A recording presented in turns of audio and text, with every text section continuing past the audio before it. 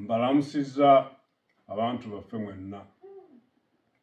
Nze Ssaabasajja Kabaka nga nsinziira wano we twajja okuwummulako n'okujjanjabibwa nga tugendera ku magezi g'abasawo nga bwe gaatuweebwa.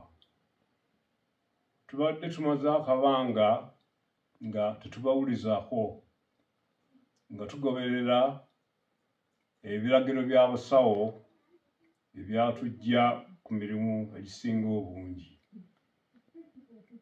Embeera y'obulamu bwaffe egenda etereera era tusuubira okudda ku butaka mu biseera ebitali bya wala nnyo. Twebaza Katonda atukuumye era n'Obuganda olw'okutusa